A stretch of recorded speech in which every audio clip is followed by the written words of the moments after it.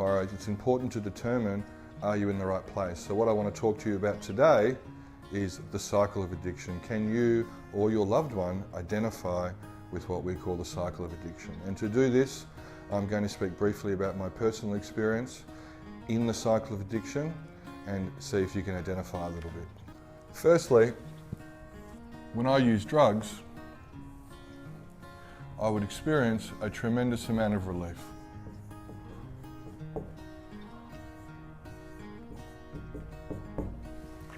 I would have that first hit, I would have that first smoke, and I would immediately feel okay. Addicts will often say things like, okay, I can think now. Okay, I can go to work now. I can have sex now. Whatever it may be. Drugs give us immediate relief from our current circumstances. But because I'm a drug addict, and one of the symptoms of drug addiction is uncontrollable use, I may plan to have a small amount of drugs. I may plan to have a moderate amount of drugs, but that plan very rarely works out, and I nearly always end up using more. And as a direct result of simply how much drugs I'm using, I face some consequences. These consequences normally run a similar theme. The first one is relationships. I'm not very good at keeping the promises that I make. I'm sorry, honey, it's the last time, I'm not going to use again, I'll be there to pick up the kids, I promise I won't be high at Christmas Day, etc., etc. I make all these promises and I'm normally not very good at keeping them, and as a result my relationships suffer. Also, I can be difficult to live with. I'm unpredictable. Obviously, financially. As someone said to me once, drugs is an expensive hobby, son. And of course, most addicts will have some holes in their finances at some stage. Then there's work. Some people may be employed, however, they're definitely not working to the best of their ability or have the career that they once dreamt of. The other one is mental health. You can't consume copious amounts of drugs and not expect to affect your mental health. People will become depressed, they will become psychotic, they will often get diagnoses for things like bipolar or borderline personality disorder. Legal. You hang out there long enough and legal issues will follow drug use, whether it's committing crime or something as simple as drug driving. The net result of my drug use is pain.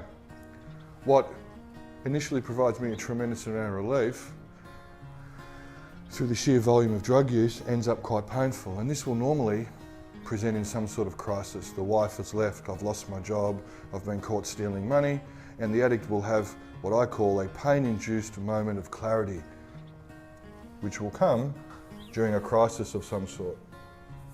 During this crisis, us addicts will have a moment of clarity. Something along the lines of, I've got to stop using, I've got to get back to work, I've got to be a better husband, I've just got to do better, I can't go on like this. And at this time, we'll make a bunch of promises.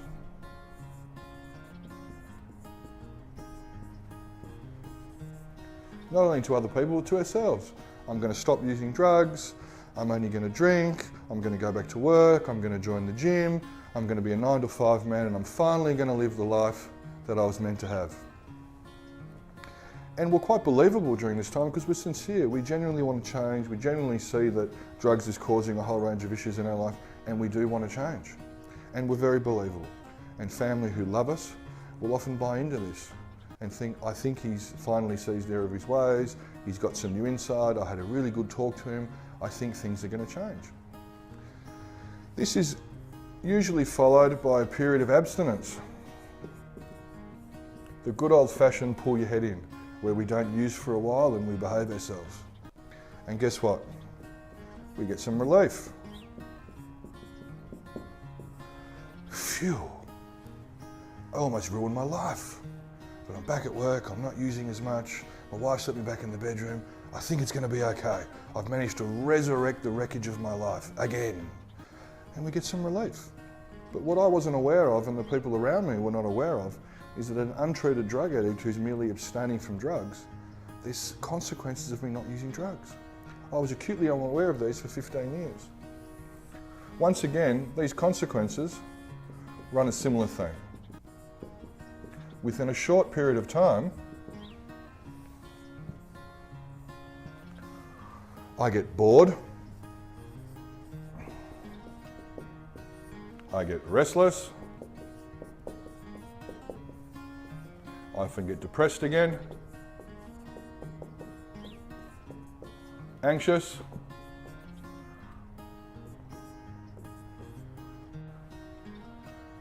I simply do not cope. Me without drugs was quite painful. Now, was I consciously aware of this? No, I wasn't. I just knew that when I didn't have drugs, life didn't quite sparkle enough. And these emotional consequences would build and build and build, and I would reach that moment that all drug addicts reach. It's called the fuck it moment. Fuck it, I'm gonna have a drink. Fuck it, I'm gonna have a pipe. Fuck it, I'm gonna go out tonight. And we have that first hit or that first drink, and once again, it's immediate relief. And maybe that first time we don't get completely out of control. We manage to get home on time, we don't get into a fight, we don't spend the rent money. But then we use again the next week. And then next thing you know, we're using on Wednesday. And within a short period of time, we are back facing the consequences of our addiction. And life ends up quite painful again. We have another moment of clarity, a pain-induced moment of clarity. We make a new bunch of promises, and we just simply go round and round and round. Now, me personally, I was trapped in this cycle of addiction, which is short-term relief, pain, short-term relief, and pain for 15 years. For 15 years, I lurched from one crisis to the next, new plans for my life, new endeavours, new geographical locations, new girlfriends, new jobs, new gym memberships, over and over and over again, attempting to resurrect my life and cure myself. But each and every time the result was the same, emotional pain followed by fuck it. Now, when that was explained to me, and I could relate to that cycle of addiction, it was very helpful because it explained 15 years of my life. And I could see how I'd been living in this cycle, just lurching from one crisis to the next. But that's only part of the issue. What was also explained to me, which took me time to accept, was that at no stage did I personally have any control of where I sat in this cycle of addiction. When the pain came, I had that delusional clarity. When the pain came, I had a compulsive desire to use drugs I could not control. At no time over 15 years was I in control of where I sat. I was literally in a washing machine called the cycle of addiction, being washed around and around and around and around. Now, when we identify with that, and we can see that either in ourselves or in our loved one, it's time to seriously consider addiction treatment. Because research and experience has showed us that people trapped in this cycle of addiction do not grow out of it. They do not mature out of it. There is also no rock bottom. There is no event that's going to make them suddenly immune to these emotional consequences.